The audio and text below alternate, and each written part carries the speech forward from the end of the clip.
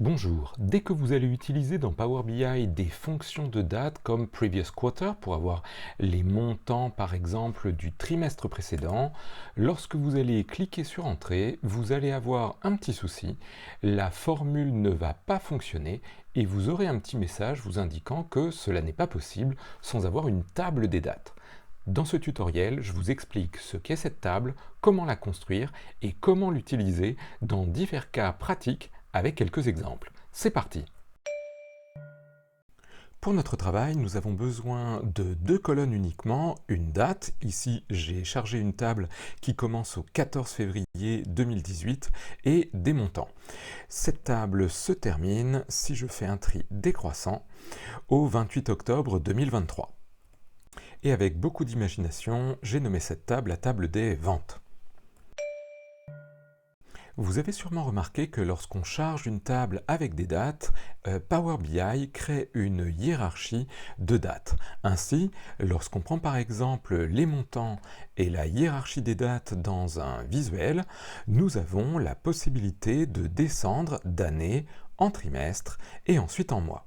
Vous remarquez toutefois qu'on a un petit problème, c'est qu'ici, toutes les années sont cumulées en même temps. Si vous le souhaitez, vous pouvez prendre peut-être les années et les mettre à côté de manière à pouvoir tout simplement filtrer vos données.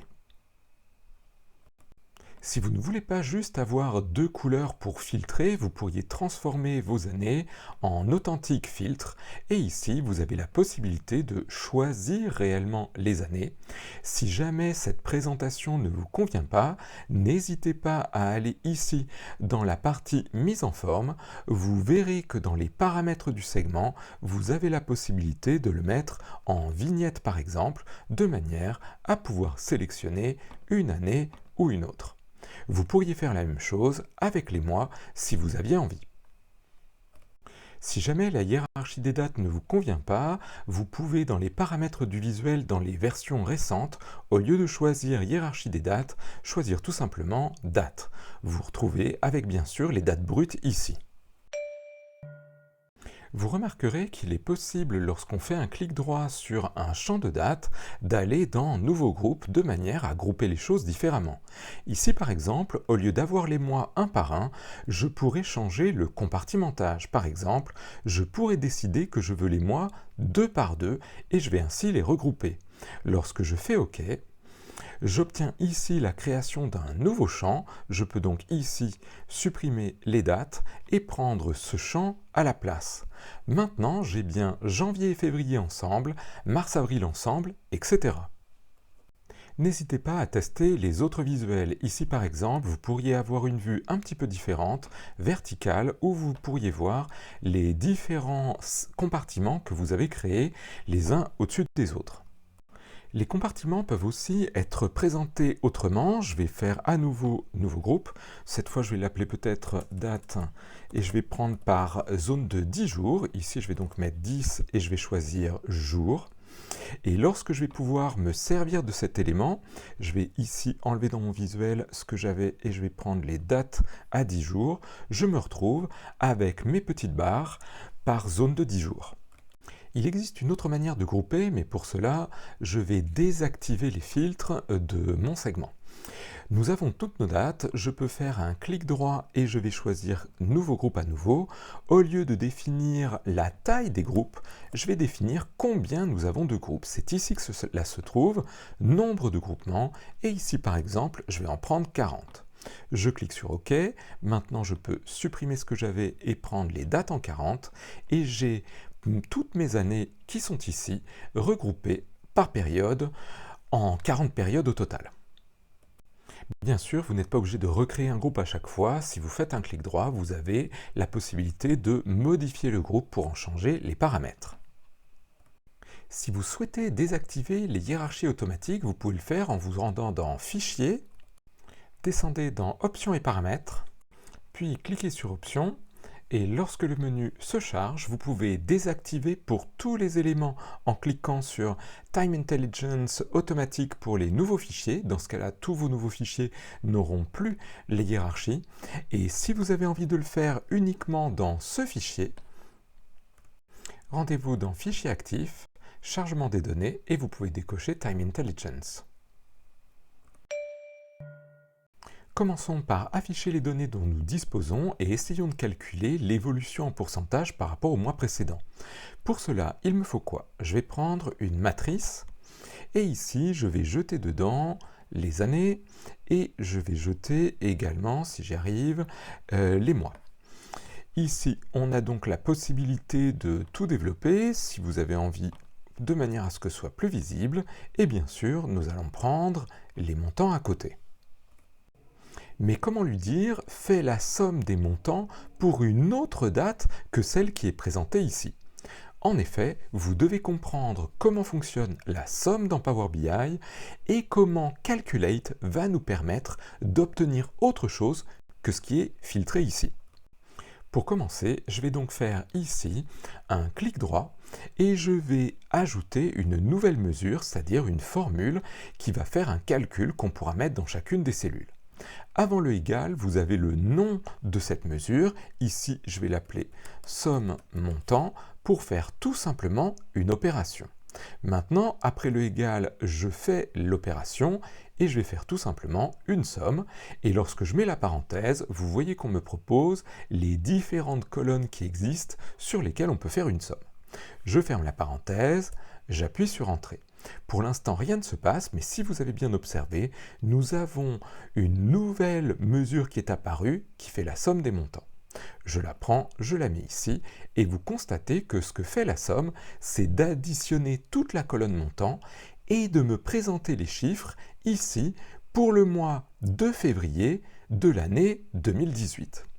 Il faudrait donc que l'on trouve une solution pour que la somme fasse autre chose que cela, et c'est ce que va nous permettre la formule Calculate. Je recommence donc et je vais faire ici une nouvelle mesure dont le nom va être mois précédent avec beaucoup d'imagination. Bon, vous verrez, cela ne va pas marcher, donc pas trop d'attente.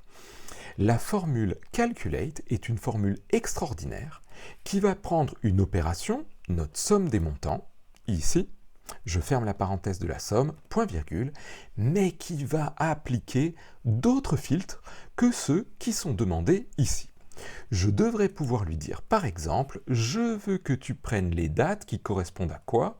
Eh bien, au mois précédent que la date qu'on me demande. C'est donc la date de mes ventes. Hop, si j'arrive à le trouver ici, le voilà. Je ferme la parenthèse de Previous Months, je ferme la parenthèse de Calculate. J'appuie sur Entrée, je n'ai pas d'erreur apparente qui surgisse. Ici maintenant, j'ai un nouveau champ qui s'appelle mois précédent, je le jette, mais il est vide. Après quelques temps de recherche du pourquoi cela ne fonctionne pas, vous aboutirez peut-être à la page d'explication de Microsoft où on vous dit toutes les fonctions d'intelligence temporelle, c'est-à-dire liées aux dates, ne fonctionnent qu'à condition que vous ayez marqué l'une des tables contenant une colonne de dates comme table des dates. Et si vous poursuivez votre recherche, vous découvrirez comment on crée une table de dates et ce qu'elle doit contenir. Une table des dates doit avoir des dates de valeur unique, pas de doublons dans les dates. Il ne doit pas y avoir de valeur vide et il ne doit pas y avoir de date manquante, c'est-à-dire qu'on doit avoir tous les jours depuis la première date jusqu'à la dernière qui se suivent. Une première solution consiste donc à ouvrir mon bon vieux Excel, à prendre une date, je ne vous l'ai pas dit, mais il faut que ça commence au début des années civiles ou des années fiscales, ici on va commencer en début d'année, et que ça aille bien jusqu'au bout, ici je crois que je suis descendu jusqu'à fin 2024. Et nous pouvons le charger dans Power BI. Je vais donc charger le calendrier que j'ai créé, le temps que cela charge, et nous allons voir ce qui se passe du côté du modèle. Nous avons donc maintenant ma table des ventes avec quelques infos que j'ai créées, et nous avons mon calendrier avec une seule colonne. J'ai besoin de faire deux choses. D'abord, j'ai besoin d'indiquer que désormais mon calendrier va être ma table des dates. Je vais donc m'approcher sur le côté, faire un clic droit, et ici vous allez trouver marqué comme table des dates. Vous retrouverez cela à beaucoup d'endroits, n'hésitez pas. Je voudrais donc dire que mon calendrier contient les dates, je clique, et il me dit quelle est la colonne qui contient les dates uniques. Eh bien, il n'y a qu'une seule colonne, ça va donc être la table des dates. Je fais OK, et maintenant j'ai bel et bien une table des dates.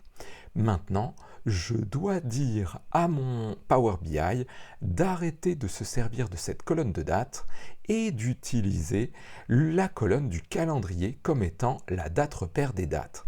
J'ai donc cliqué sur le champ date et je l'ai collé de l'autre côté. Quand vous passez votre souris au-dessus du trait, vous verrez quels sont les deux champs qui sont connectés. Une première remarque, c'est que maintenant, dans ma table des ventes, le champ date n'est plus considéré comme une date et je n'ai plus la petite hiérarchie qui apparaît. Le deuxième point que je voudrais aborder, c'est tout simplement une explication pourquoi avons-nous besoin d'un calendrier. Imaginez que j'ai une table des ventes et dans laquelle je vais devoir dire quels sont les dimanches pour calculer peut-être les tarifs de mes magasins ou de mes ventes en ligne le dimanche. Il faudra que je définisse quels sont les jours fériés. Il faudra que je le fasse dans la table des ventes. Maintenant, imaginez que j'ai une table des commandes. Il faudra que je recommence, que je recrée des colonnes pour quels sont les jours de commande qui sont des dimanches, quels sont les jours fériés, etc. Et il faudra que je fasse ça pour toutes mes tables où il y a des dates. Il est beaucoup plus simple de faire une fois tous les calculs dans le calendrier et de relier chacune des tables à ce calendrier pour se servir des calculs que nous avons faits ici. Il existe une autre méthode pour créer une table directement dans Power BI sans passer par Excel. Pour cela, rendez-vous dans Modélisation et choisissez Nouvelle table. Nous allons zoomer un petit peu et ici, bien sûr, nous allons l'appeler calendrier, ça me semble plus simple pour s'y retrouver. Et nous allons utiliser une des fonctions qui s'appelle Calendar, et dans Calendar, il y en a plusieurs. Commençons par Calendar Auto. On vous demande juste si vous avez envie la date de fin fiscale de l'année. Ici, je ne mets rien, j'appuie sur Entrée. Lorsque je me rends dans mes données ici, j'obtiens donc pour mon calendrier quelque chose qui commence à une certaine date, en 2018, et vous allez voir que si je fais un tri décroissant, ça se termine en 2023. Mais peut-être que ce n'est pas exactement ce que je voudrais, peut-être que j'ai envie d'aller plus loin. Au lieu de prendre Calendar Auto, nous allons prendre Calendar. Vous voyez qu'ici, cette formule prend une date de début et une date de fin. Il serait logique ici, je vais faire Alt Entrée pour aller à la ligne, de prendre comme date de début le minimum de ma table. Ici par exemple, ça va être le minimum de ma date de paiement.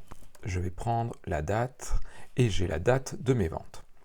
Et de prendre comme maximum quoi? Eh bien sûr, vous aurez deviné, il faudrait prendre ici le max, et le max de quoi?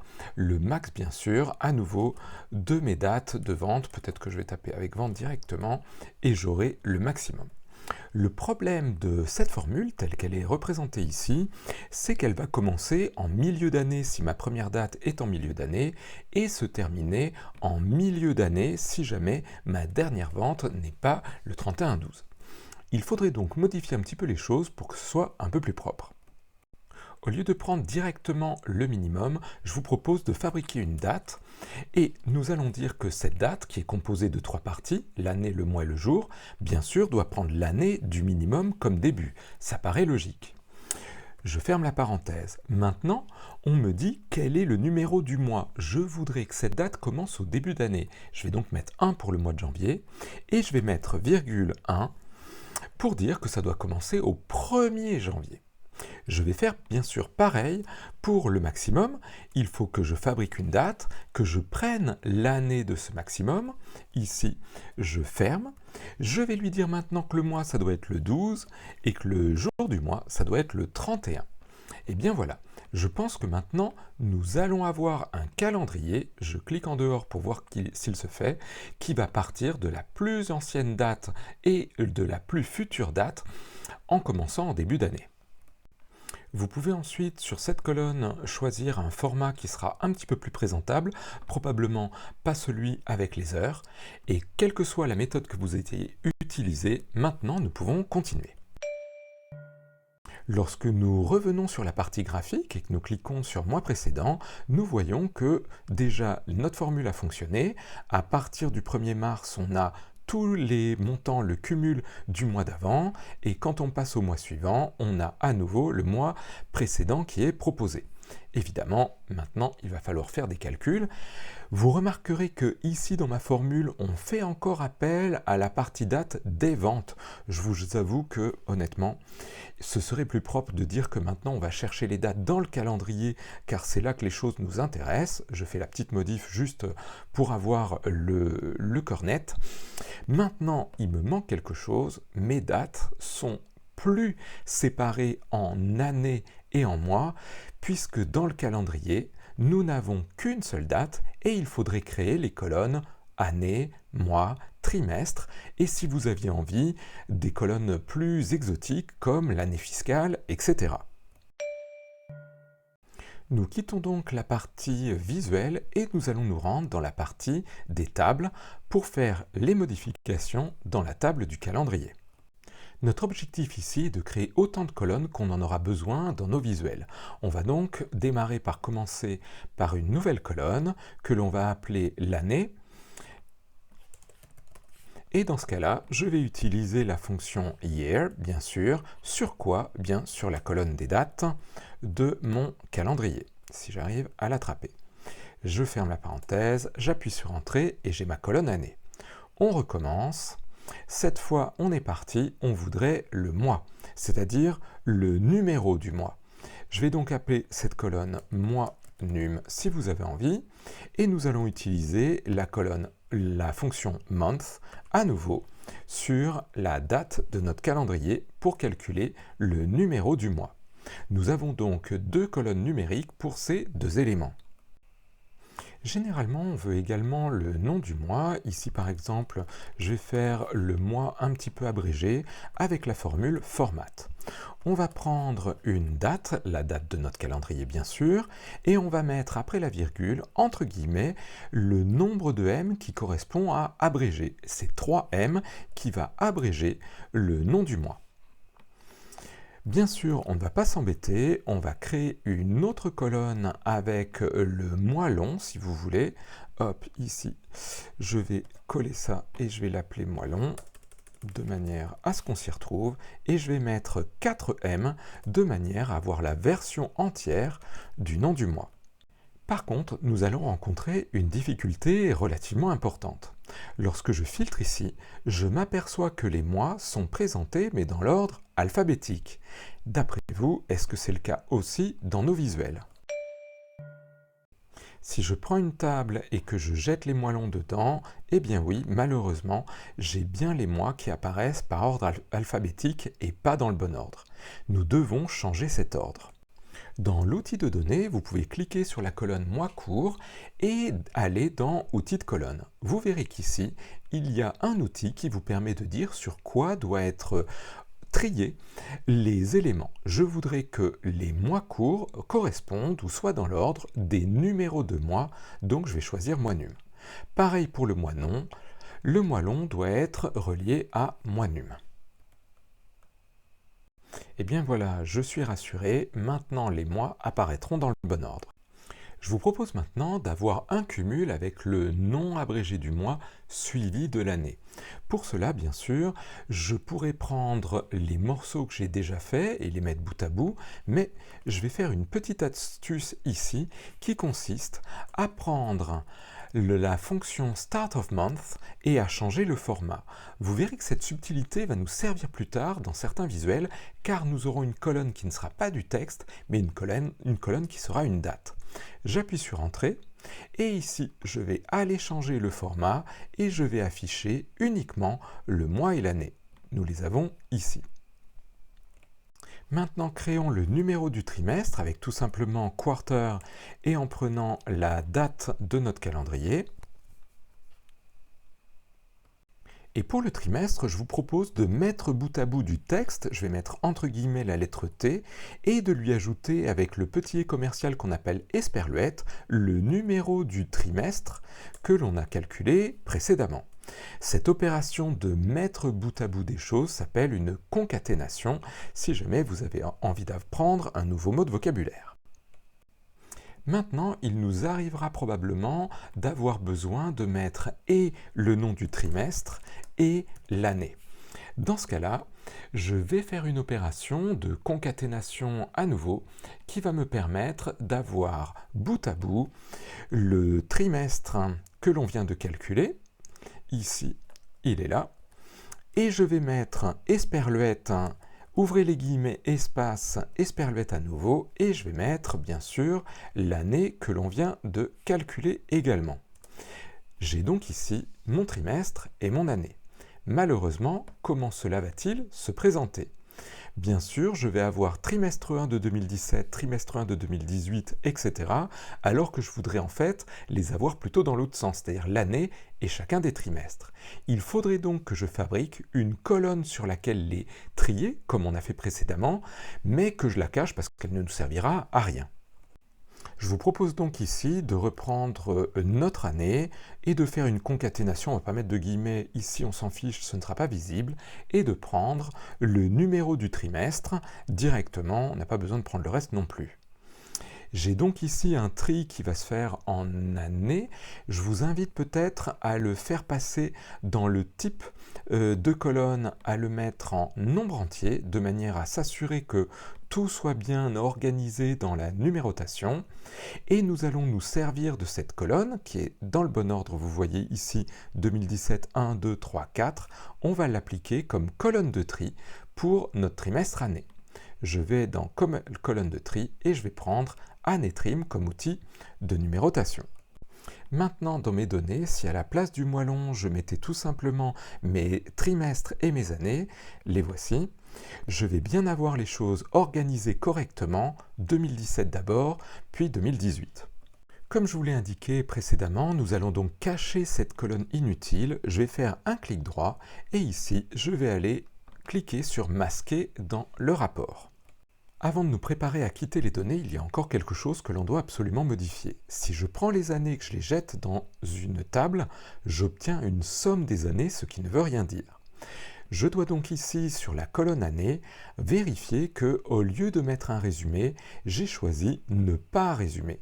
Nous n'aurons donc plus de somme, et si je retourne dans mon graphique, je vais enlever les années. Maintenant, lorsque je les jette, j'obtiens bien les années, les unes en dessous des autres. Je vous invite donc à changer pour tous les champs de notre calendrier qui sont pour l'instant numériques, cette propriété de manière à ce que lorsque vous les utilisez quelque part, vous n'ayez pas de somme qui se fasse et que vous ayez un affichage correct. Mais je vous avoue que même en masquant certaines colonnes, mon calendrier va être un peu en bazar et surtout, je n'ai toujours pas la hiérarchie que j'avais trouvée si géniale tout à l'heure. Il faut donc en fabriquer une et organiser peut-être un peu les choses. Il est possible de créer une hiérarchie par exemple en faisant un clic droit sur année et ici créer une hiérarchie. Vous pouvez ensuite la déplier et bien sûr, vous pouvez ensuite cliquer sur les autres éléments pour faire votre tri. Par exemple, après les années, on voudrait probablement avoir trimestre-année. Je vais donc faire clic droit, ajouter à la hiérarchie et j'ajoute. On voudrait ensuite avoir quelque chose comme les mois et les années.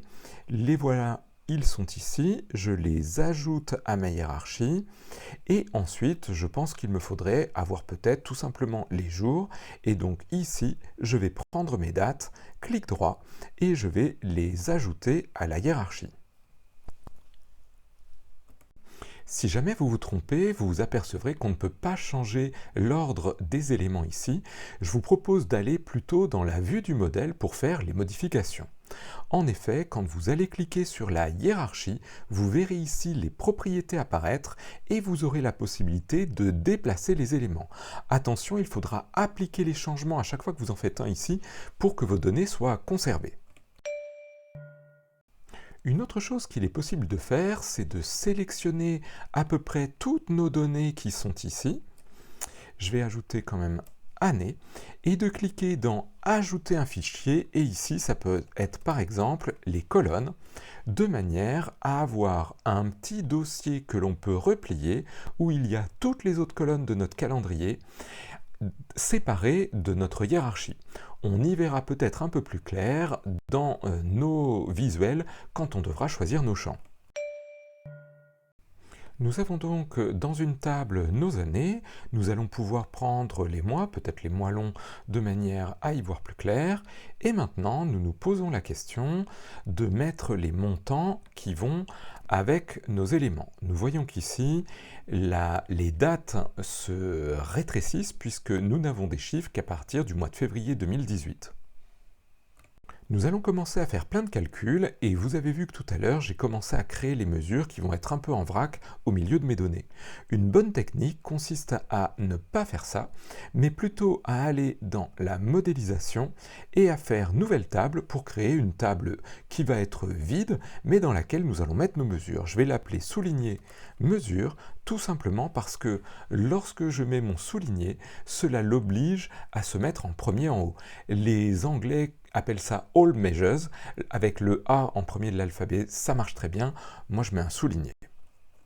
Nous avions déjà créé la formule mois précédent, mais elle n'était pas à sa place, j'ai copié la formule et je l'ai recréée dans toutes mes mesures. Je vais bien sûr ajouter le mois précédent à mes données, de manière à pouvoir faire le calcul, ma nouvelle mesure, l'évolution en pourcentage par rapport au mois précédent. Nouvelle mesure. Si je veux l'évolution en pourcentage par rapport au mois précédent, je dois bien sûr faire une soustraction entre le mois actuel, c'est-à-dire la somme des montants. Je vais soustraire quoi? Le mois précédent. Ici, j'ai mois précédent, je ferme la parenthèse et je divise tout ça par le mois précédent. J'appuie sur Entrée. N'hésitez pas, tant que vous y êtes, à cliquer sur le petit pourcentage de manière à ce que vos chiffres soient en pourcentage.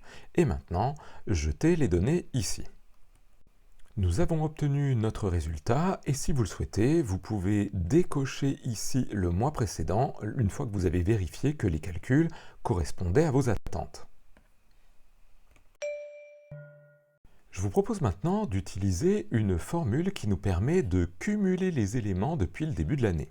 On va utiliser la fonction total et ici vous avez plusieurs totaux qui sont proposés. Je vais choisir depuis le début de l'année, total year to date, du début de l'année à la date actuelle. Bien sûr, il faut savoir ce que l'on fait comme opération. Comme d'habitude, on va faire la somme des montants. Je crois que c'est la seule chose qu'on peut se faire ici. Et ensuite, nous allons dire quelle est la colonne avec les dates. Bien sûr, c'est toujours notre calendrier qui va nous servir et nous allons prendre la colonne des dates. Point virgule.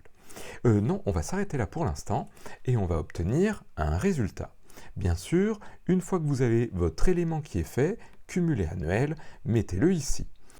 Vérifiez un petit peu les premiers calculs pour voir si l'addition se fait bien et remarquez qu'à partir de janvier, on recommence de manière à avoir une addition qui reprend pour chaque début d'année. Maintenant, imaginons que vous ayez besoin de démarrer ce cumul, mais pas au 1er janvier, parce que peut-être votre année fiscale commence au 1er avril. Vous pouvez ajouter un dernier argument qui est le dernier jour de l'année. Ici, par exemple, je vais mettre 0331, il faut l'écrire à l'anglaise, et je ferme la parenthèse de mon total year to date. J'appuie sur Entrée et nous allons donc avoir un cumulé fiscal qui va évidemment pour la première année commencer à février, mais vous voyez qu'on a une baisse, on redémarre au 1er avril et ce sera le cas pour toutes les années avec ce début d'année fiscale. Maintenant, essayons d'utiliser une matrice et de nous servir de nos années et de nos trimestres. Ici, j'ai mes trimestres, je vais pouvoir les mettre juste en dessous. N'hésitez pas à faire clic droit et vous avez la possibilité de tout développer de manière à voir nos éléments. Et ensuite, vous allez pouvoir prendre vos montants. Comme nous l'avions fait précédemment, il est possible d'obtenir le trimestre précédent comme nous l'avions fait pour le mois précédent. Vous vous souvenez, il faut utiliser Calculate, faire la somme des montants, comme d'habitude, je ferme la parenthèse de la somme. Simplement ici, il faut que je lui mette quelle date m'intéresse. Ça va être le trimestre précédent, previous quarter, et je vais prendre bien sûr, comme d'habitude, les dates de mon calendrier. Je ferme les parenthèses, j'appuie sur Entrée, et si vous le souhaitez, nous pouvons vérifier en prenant ici le trimestre précédent, et en l'affichant, on a bien les choses qui se décalent. Pour obtenir le pourcentage, on fait comme tout à l'heure la soustraction, j'appuie sur Entrée et ensuite je prends mes pourcentages et on voit ici l'évolution qui est proposée. Comme tout à l'heure, n'hésitez pas à cliquer sur le petit pourcentage pour bien afficher votre colonne. Ici, il me semble que les totaux des années parasitent un petit peu notre présentation. Je vous invite donc à cliquer dans les propriétés de votre visuel et peut-être de voir ce que cela donne lorsque l'on décoche par exemple la ligne des sous-totaux secondaires. Par contre, je trouve que ce petit infini ici n'est pas très joli. Ce que je vous propose, c'est que nous améliorions notre formule en mettant un petit if erreur. Attention, ouvrez bien la parenthèse car il y en a déjà une autour du somme. Et à la fin, nous allons dire si jamais cette formule affiche une erreur, qu'est-ce que nous voudrions avoir à la place? Je vais mettre une virgule et je vais mettre guillemets guillemets. Lorsque j'appuie sur Entrée, je vois que la formule est appliquée et comme ici on avait quelque chose d'infini, il est supprimé et nous ne voyons plus les erreurs sur cette colonne. Pour ce que nous allons faire, nous avons besoin de rajouter une nouvelle colonne à notre calendrier. Je suis donc allé dans les tables, j'ai fait nouvelle colonne et je voudrais avoir le numéro du jour. Alors honnêtement, ça va être plutôt très simple ça. On veut juste la date du calendrier. Par contre, le format, on le voudrait l'avoir pas du tout comme ça nous est proposé ici. On voudrait juste avoir le jour avec un 0 devant. Appuyez sur Entrée et vous allez constater que nous avons bel et bien ici une nouvelle colonne jour-num avec le numéro du jour. Maintenant, dans vos visuels, je vous propose de créer une simple table et bien sûr de prendre le numéro du jour, je ne l'ai pas mis dans un dossier mais ce n'est pas très grave, que nous avions pris ici. Ensuite, il me faudrait à côté l'année et le mois et je vais les mettre en filtre pour pouvoir en sélectionner un à la fois. Et bien sûr, il me faut les montants ici, sinon je n'ai rien à calculer. Nous avons donc la possibilité de prendre ici les montants par jour pour le mois de février 2018. Nous avons tous nos jours et nous pouvons le faire pour les autres mois si nous avons envie.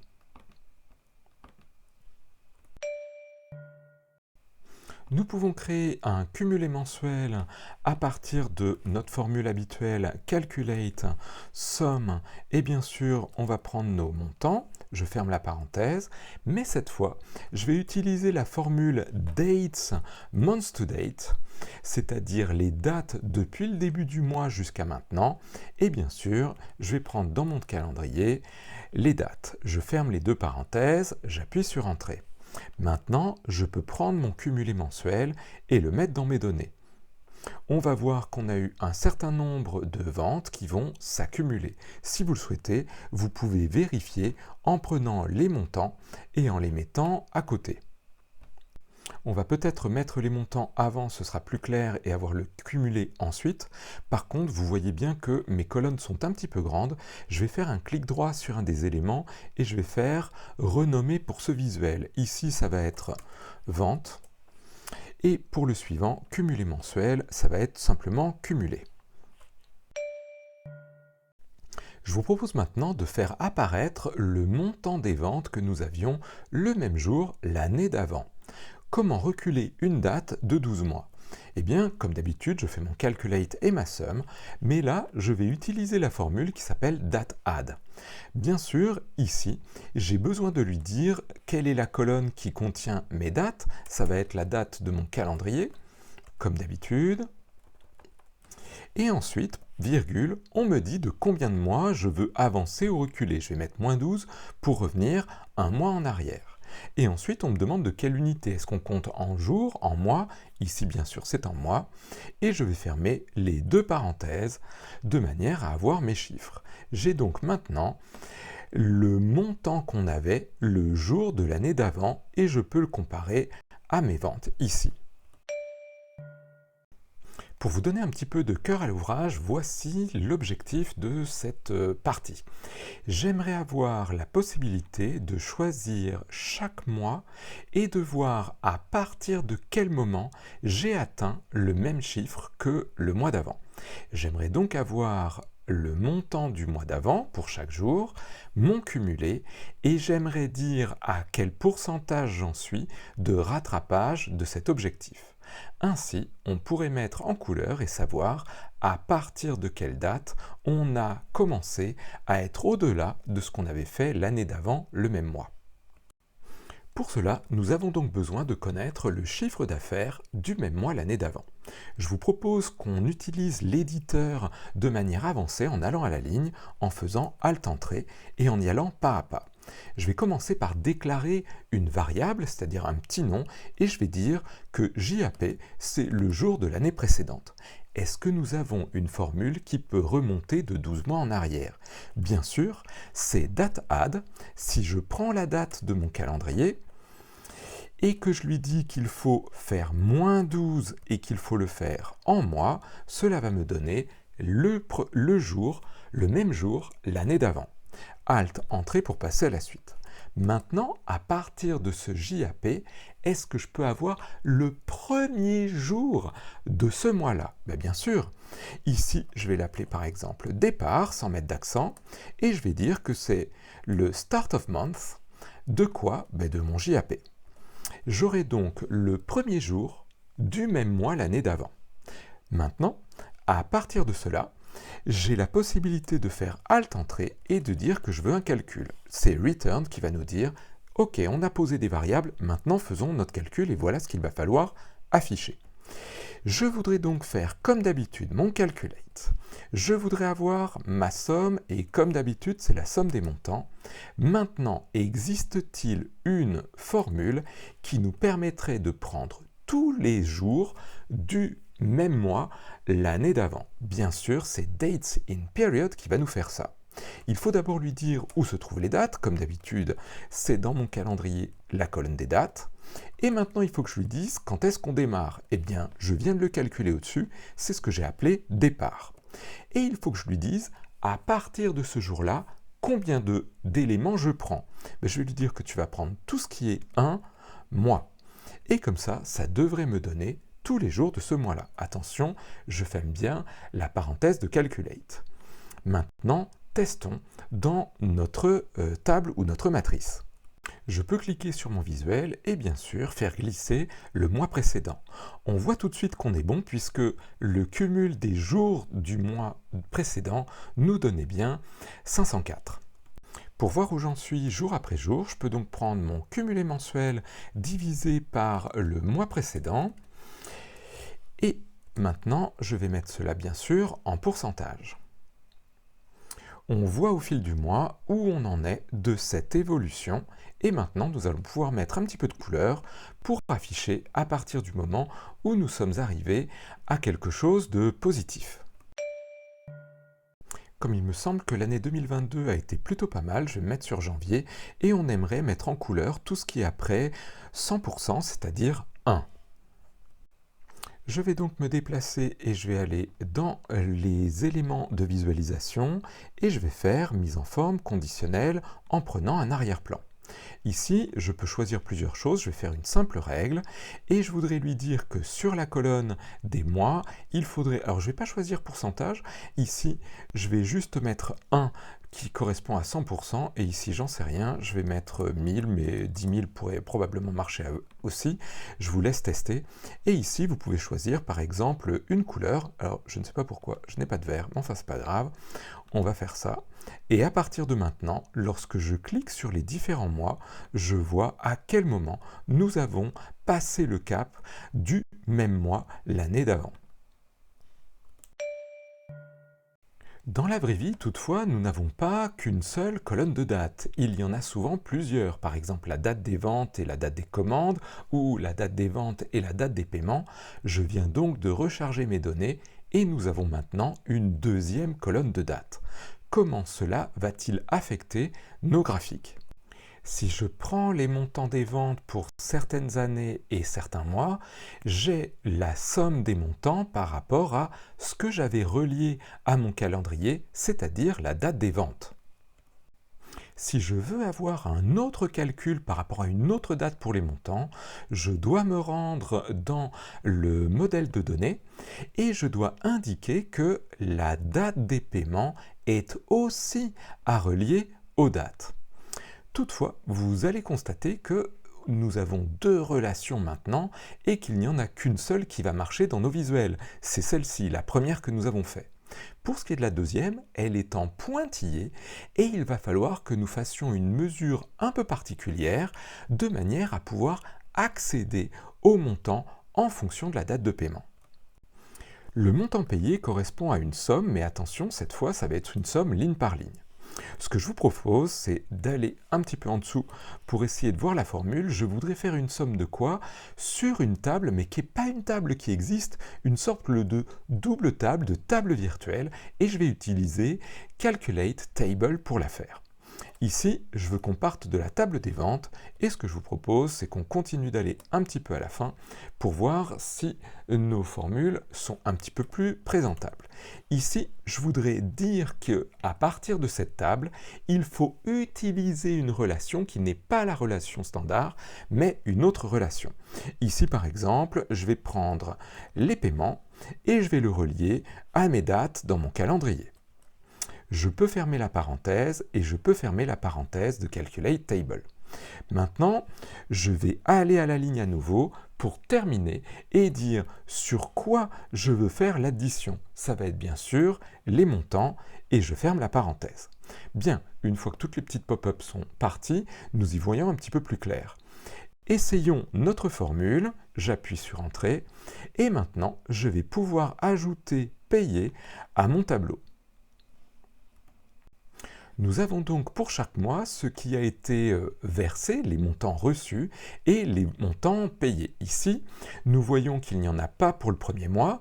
Nous avons les premiers paiements qui arrivent à partir de mars, puis de avril, etc. Et nous remarquons que ici, il y a des chiffres qui correspondent à aucune année, aucun mois. C'est bien sûr les éléments qui n'ont pas encore été payés et nous verrons bien qu'à la fin, tout l'argent n'est pas encore rentré. Certains de vos visuels ne pourront pas être créés avec un seul calendrier. Ici, nous avons besoin d'avoir des années, mais les années des ventes et les années des paiements, de manière à constater que pour les ventes de 2018, certains paiements ont eu lieu dans cette année-là et un autre montant dans l'année suivante, etc. Dans ce genre de situation, rendez-vous dans le modèle de données et allez dans votre calendrier. Ici, ce que je vous propose de faire, c'est de modifier la requête. En effet, lorsque vous faites la modification de requête, vous pouvez ensuite aller sur votre calendrier et vous avez la possibilité de copier ou même de dupliquer cette table. Nous avons donc maintenant un calendrier 2 qui va pouvoir nous être utile. Vous pouvez faire fermer et charger. Une fois que votre calendrier s'affiche, vous devez indiquer que les paiements doivent être liés avec la date de ce calendrier. Attention, ce n'est pas tout. Vous devez indiquer à Power BI qu'il s'agit d'un tableau de dates, puisque sinon, vous allez avoir des soucis. Ici, vous pouvez bien sûr marquer comme table des dates et marquer comme table des dates en indiquant qu'ici, la colonne unique et complète, c'est la colonne des dates.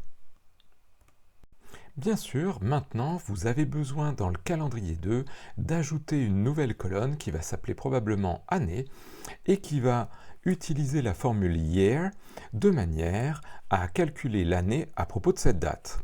Je mets year et bien sûr, je vais dans mon calendrier, attention, le calendrier 2 ici, je n'ai pas tout renommé pour aller un peu plus vite, et j'ai ma colonne de date, d'année. Maintenant, je peux intégrer une matrice et ici, ajouter les années du calendrier normal sur le côté et ajouter les années de l'autre calendrier en colonne. Vous pouvez maintenant prendre vos montants, les jeter dans votre graphique de manière à avoir la dispersion des données sur les années de vente et de paiement.